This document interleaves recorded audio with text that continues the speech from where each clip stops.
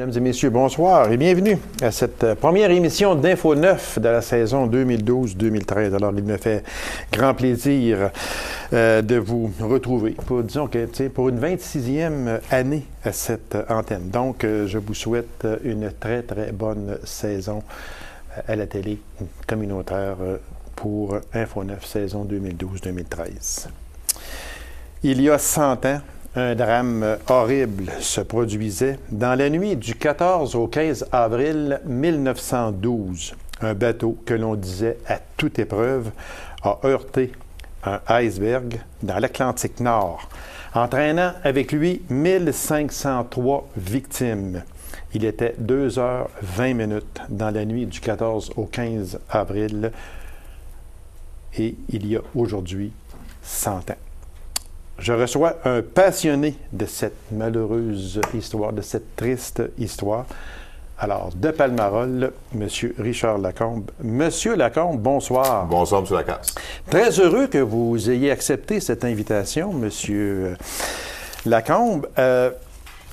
Quand j'ai... Parce qu'on se connaît quand même depuis un certain bout de temps. De la Chambre de commerce, depuis 2006, facilement. Exactement, on se connaît. Exactement, oui. Mais lorsque j'ai vu que Richard Lacombe était un passionné du Titanic, là, j'ai dit, aïe, aïe, parce que moi aussi, je ne suis pas un passionné comme vous, sauf que c'est une histoire qui m'a accroché beaucoup. Alors, j'ai dit, pourquoi je ne l'inviterais pas à mon émission pour venir en parler? Parce que vous avez fait aussi le fameux voyage, on va en revenir un petit peu à ça, mais... en tout premier lieu, M. Lacombe, la première question qui m'arrive à brûle-pourpoint, qu'est-ce que ça fait là, de vous, qu'est-ce qui a fait de vous un passionné de cette, on peut dire, tragédie lourde, une grosse tragédie? C'était la première à l'époque, la première grande tragédie. Exactement, oui. Ça fait au-delà de 50 ans, vous êtes un passionné. Et même, je pense que le mot passionné est faible. Est faible, oui. Le mot est faible. Oui. Bien, ceux qui me connaissent bien, là, parce que j'ai fait beaucoup de reportages, ces choses-là, connaissent un peu maintenant l'histoire, si on peut dire, d'où me vient cette passion-là. Ça a commencé tout simplement, puis on voit ici le film en question que je vais vous parler.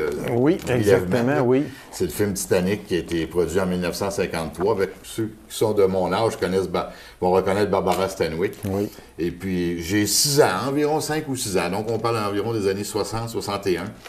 Et puis, je me souviens très bien que je suis assis dans le salon, assis par terre. Peut-être la télévision est à 2 pieds de moi. Les vieilles Marconi noires et blanches. OK. Et puis, le film Titanic de 1953 jouait.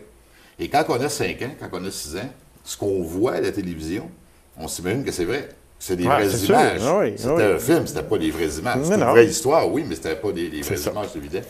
Alors, on s'imagine que c'est vrai. Ça fait que moi, ça m'a ému. C'est venu me chercher, même à 5 ou 6 ans. Ça vous a accroché, là. Ça m'a accroché là. Et puis, c'est demeuré comme ça jusqu'en 1985, un peu enfoui en dedans de moi, ça on peut dire. Et en 85, le 1er septembre, pour être plus exact, 1er septembre 1985, quand Robert Ballard a découvert l'épave du Titanic, là, il y a eu une explosion, mais mondiale. Là. Je suis pas le seul à avoir explosé, si on peut dire, là, avec cette passion-là.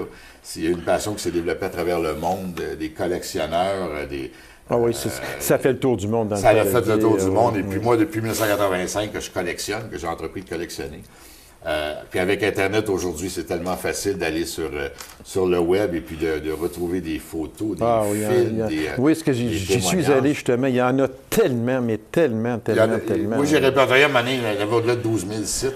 Ah, mon Dieu. J'aurais pas assez d'une vie pour tout voir ce qu'il y a pour aller tout voir, exactement. C'est de là que vient mon engouement là, pour le... Fait qu'on peut dire que l'élément déclencheur de cette passion a été un film. Oui, tout à fait. C'est aussi simple que ça. Puis ce qui est surprenant pour beaucoup de monde quand j'en parle aux gens, c'est de dire, ouais, mais t'avais juste 5 ans. Oui, c'est ça, là, exactement. Ouais. C'est sur quoi je veux en venir. D'habitude, on écoute des bandes dessinées, ces choses-là, 5 ans. Exactement. Pourquoi ce film-là est venu me chercher, on ne le saura vraiment jamais. Il y en a qui ont leur théorie.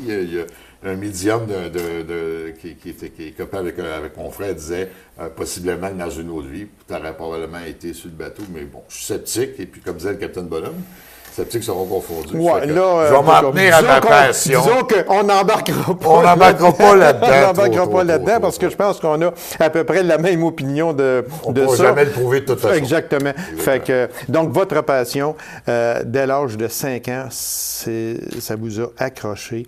Ils ont fait aussi le film et ils en ont refait un autre aussi qui a attiré des centaines de mille personnes. Il y en a eu plusieurs films sur oui, même exactement. avant 1953. Oh, oui. Ah il y a oui? eu des films juste avant la Deuxième Guerre mondiale. Ah, OK. Ils en ont produit les années 35 à peu près, quelque chose du genre.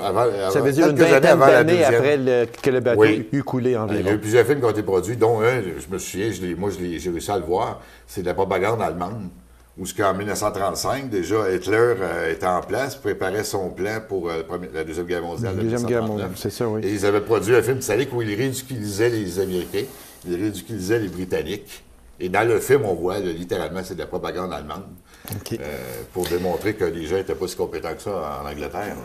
Monsieur Lacombe, on va aller maintenant avec votre croisière. Ouais. Parce que 100 ans plus tard, soit cette année en 2012, il y a eu une croisière qui a commémoré ce triste 100e anniversaire. Okay? Moi, j'aimerais que vous nous parliez de cette croisière-là. Vous avez fait exactement le même voyage que le Titanic a fait en 1912. Vous êtes parti, parlez-nous là que vous êtes parti d'ici, pour commencer chez vous à Palmarolle. Exactement, oui. Puis l'élément là, qui a fait là, que vous êtes arrivé jusque sur le bateau et surtout, parce que j'ai beaucoup de notes là, sur ça, vous avez, le bateau a arrêté juste au-dessus de l'épave, etc. C'était très... Ce n'était pas un party, là. Absolument pas. C'est certain qu'il y a eu des soirées, bon, il y avait un casino à bord, ces choses-là. C'est normal, là. Mais on n'allait pas là pour s'amuser. OK. Alors, c'est quand que cette croisière-là a eu lieu? C'est en 2012, mais vous êtes parti chez vous. Expliquez-nous ça. On est parti de New York. Bon, j'ai pris l'avion jusqu'à New York. OK. On est parti de New York, moi, je suis parti de New York le 10 avril, le jour exact où le Titanic quittait Southampton. C'était programmé exactement, là. Et au même moment, à Southampton, il y avait un bateau aussi qui partait. Donc, il y a deux bateaux qui sont partis. Un de Southampton, un de New York. La raison est bien simple, c'est celui de Southampton, les billets avaient tout été vendus. OK. Très rapidement. Okay. Fait qu'ils ont booké un deuxième bateau, la Zamara, qui est parti du port de New York. Et les deux bateaux doivent se retrouver au-dessus de l'épave. Au-dessus de l'épave, au bon moment. Là. On n'arrive pas au-dessus de l'épave 2-3 jours avant. Là. On arrive au bon moment. Quelques heures avant l'heure fatidique, parce que le Titanic a frappé l'iceberg, il était environ 11h20 le soir. Donc, les deux bateaux, on est arrivés sur le site. L'autre est venu nous rejoindre. L'autre bateau est arrivé. Il était un petit peu en retard, lui. Il y avait quelqu'un qui avait été malade à bord, ça fait qu'ils ont dû retourner à Southampton. Mais il est arrivé peut-être à 11h, 11h10. Donc, à temps pour commencer les commémorations. Parce qu'il faut comprendre qu'on est les deux seuls bateaux. J'étais le seul Québécois à bord, soit en passant, qui partait de New York. J'étais le seul Québécois à bord. On avait passé par Halifax.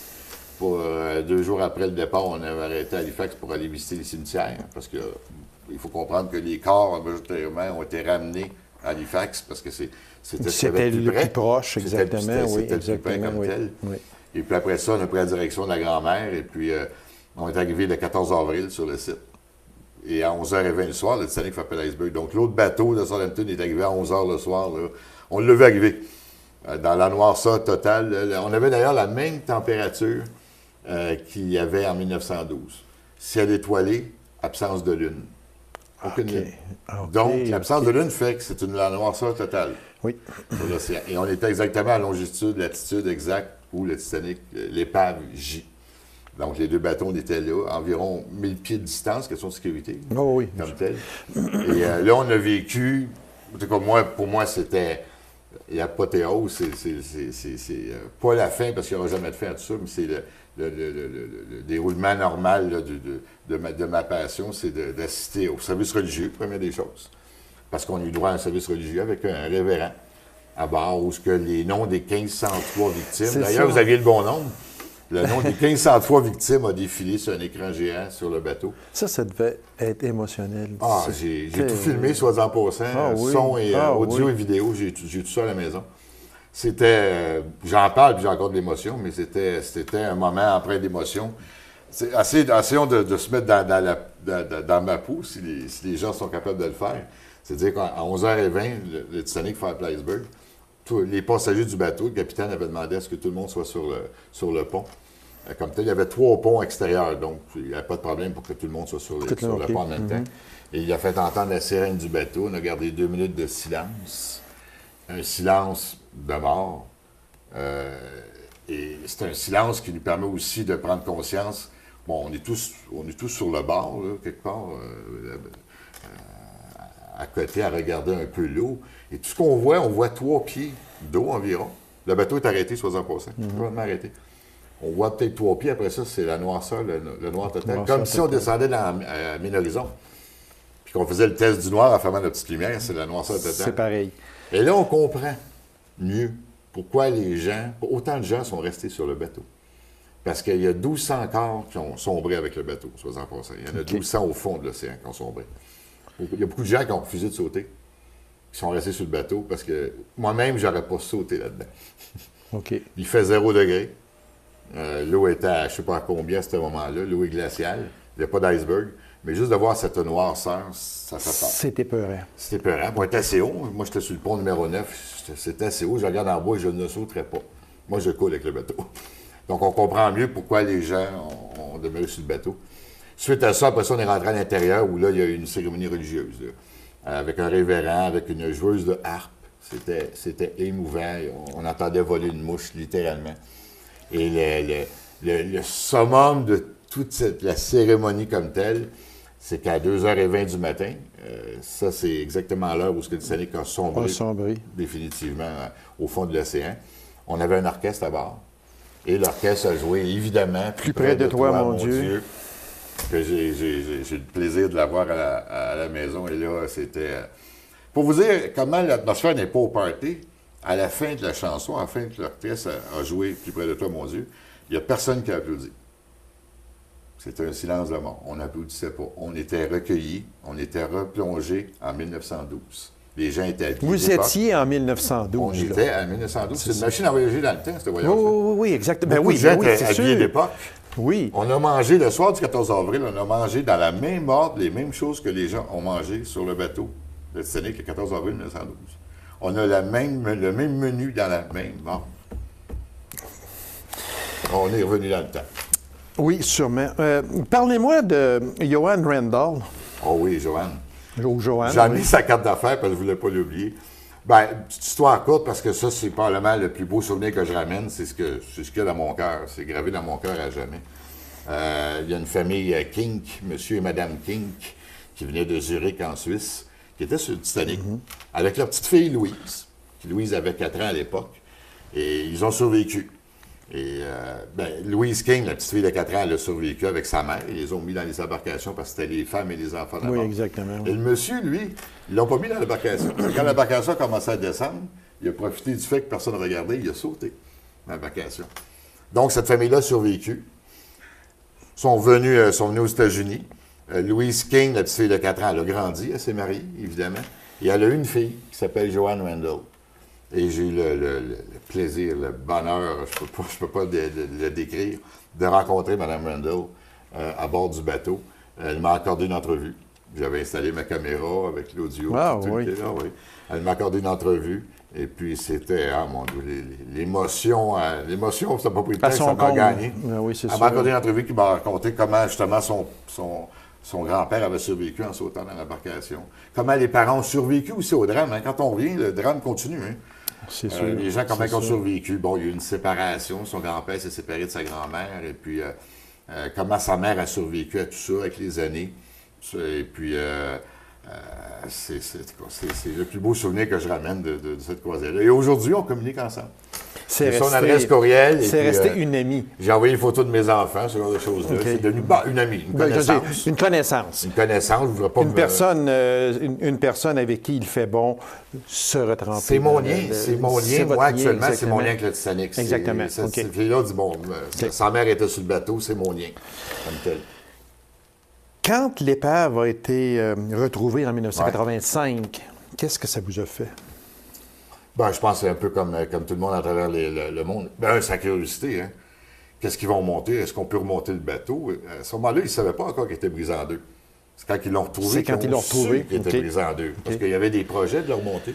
Mais quand ils l'ont vu dans quel état il était au fond de l'océan, ils se sont dit, bon, il n'y a absolument rien à faire avec ça. Mais ça a été beaucoup de curiosité. Il y avait une exposition même qui était venue à Montréal, Titanica, à l'époque, ça s'appelait, des années, fin des années 80, que j'avais visité avec mes enfants. Et puis d'ailleurs, il y avait à l'exposition de Titanica, il y avait le National Geographic. Quand ils ont retrouvé le bateau comme tel, et puis j'ai réussi à mettre la main dessus dans un magasin de vieux livres à Saint-Sauveur. Et ce livre-là fait partie de la collection Titanica. Okay. Donc aujourd'hui, il y a une valeur, je ne peux pas l'estimer, mais je suis très heureux de le posséder. Et ça a été beaucoup de curiosité, parce qu'il y avait le coffre-fort aussi, on parlait des... Je sais pas si vous vous souvenez. Oui, on parlait de... Même ils montraient ça en direct. Okay. Il a fait une émission en direct. Les Américains, on sait comment ils sont. Show must go on. Yeah. Et puis, il avait montré en direct, l'ouverture du coffre-fort, ces choses-là, parce que finalement, il n'y avait pas grand-chose dedans. Le temps file beaucoup, M. Lacombe. J'aimerais ça que, peut-être demander au caméraman, à Steven, de prendre un gros plan ici, là, et nous expliquer en même temps qu'est-ce que vous avez... je les ai amenés pour expliquer aux gens comment ça marche un peu, parce que, le fond de l'eau, ça appartient à tout le monde. Oui. Non. Pas nécessairement. Ah, OK. Les droits du Titanic, Dr. Ballard, qui a trouvé le Titanic, ils ont fondé une corporation qui s'appelle RMS Titanic, Royal Mail Steamer Titanic, okay. comme le nom du bateau. Et ils ont obtenu des tribunaux le droit exclusif de l'épave. Ah, OK. Et il y a des conditions. Tout ce qui remonte, ils n'ont pas le droit de remonter absolument rien à la surface et de le revendre à l'unité. Tout doit être vendu en bloc pour permettre après ça d'être exposé dans des expositions. Donc, si vous achetez pour 160 millions d'articles du Titanic, vous n'avez pas le droit de les garder chez vous.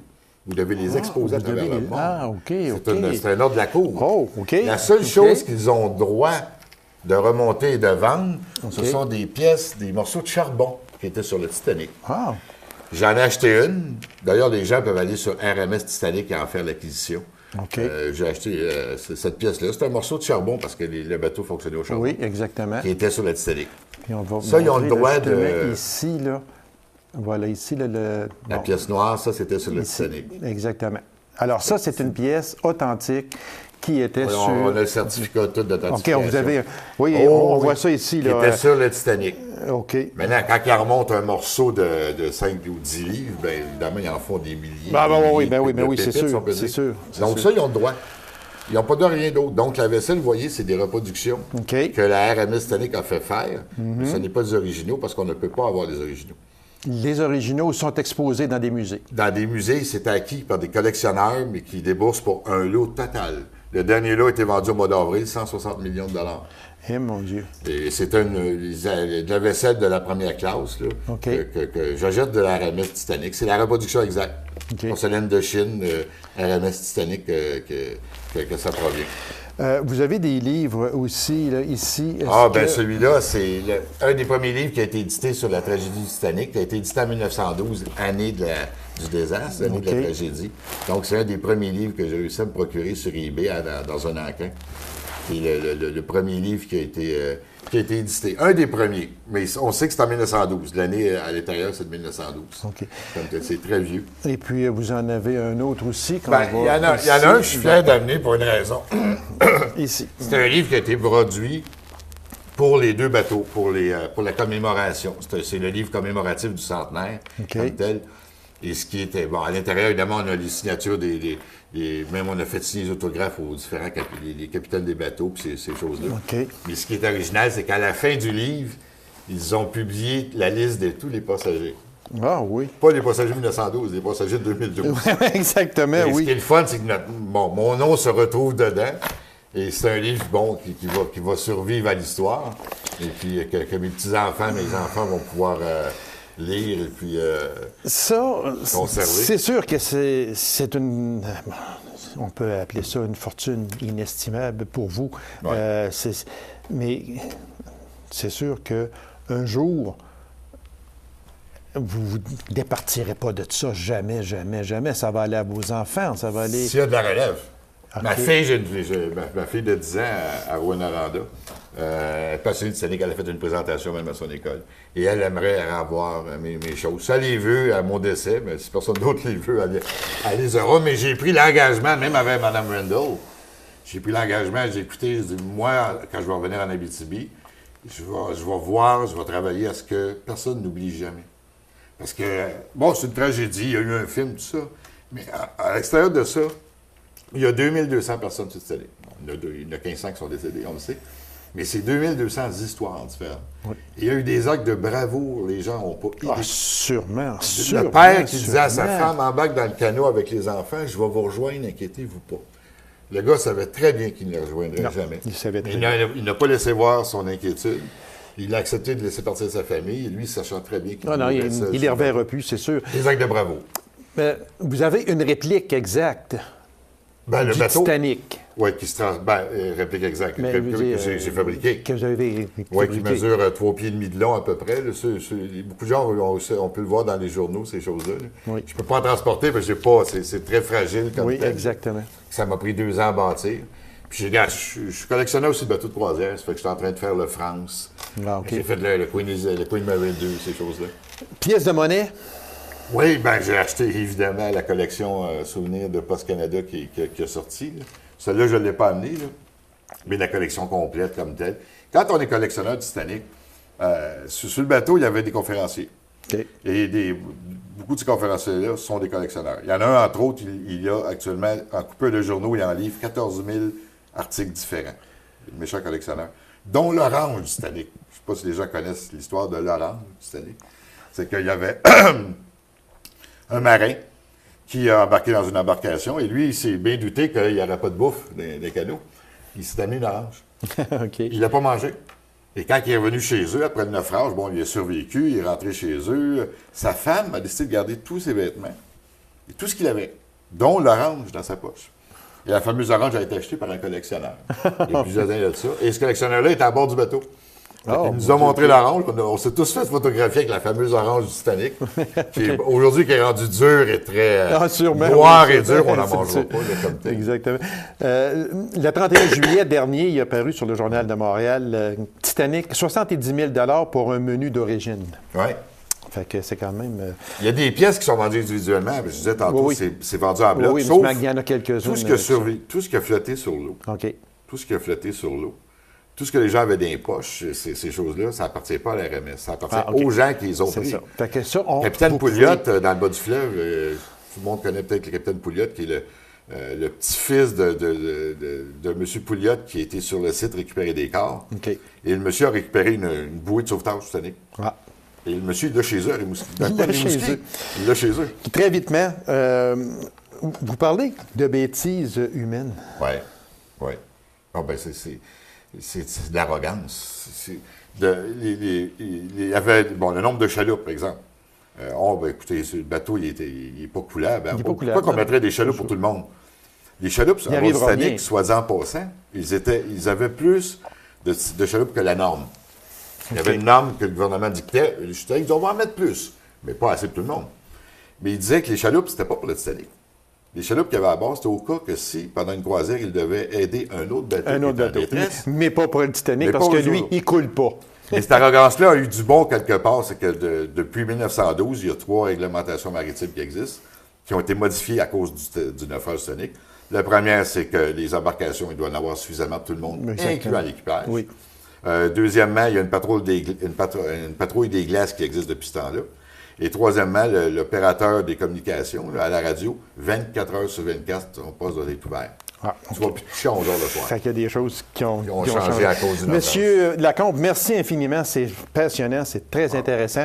Puis, j'en aurais des heures et des heures. On va vous réinviter aussi parce qu'il y a tellement de choses qui n'ont pas encore été dites, puis que seul vous connaissez le secret. Alors, je vous remercie beaucoup, puis on va sûrement se reprendre avec une autre émission. C'est moi qui vous parle. Je vous remercie de me permettre de partager ça. C'est important pour moi. Merci beaucoup, M. Lacasse. Alors, mesdames et messieurs, courte pause, on vous revient immédiatement après. Restez avec nous.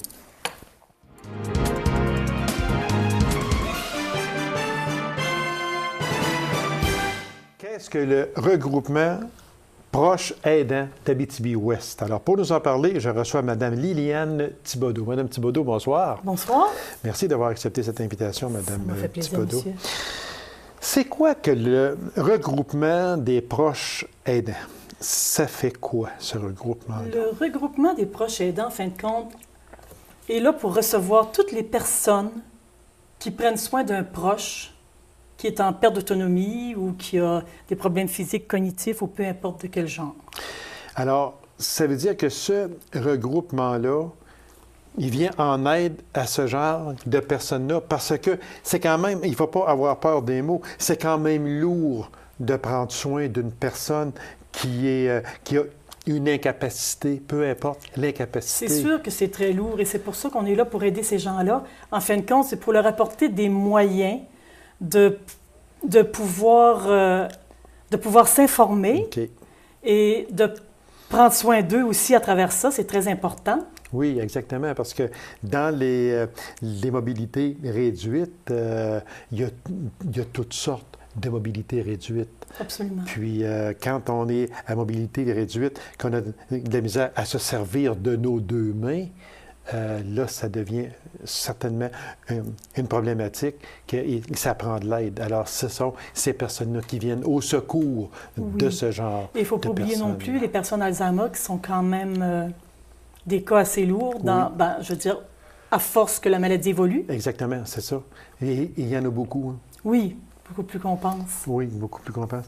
On parle aussi, Mme Thibodeau, de mobiliser et sensibiliser la population à la cause des proches aidants. Est-ce que la population est vraiment au courant de ce que c'est le regroupement des proches aidants?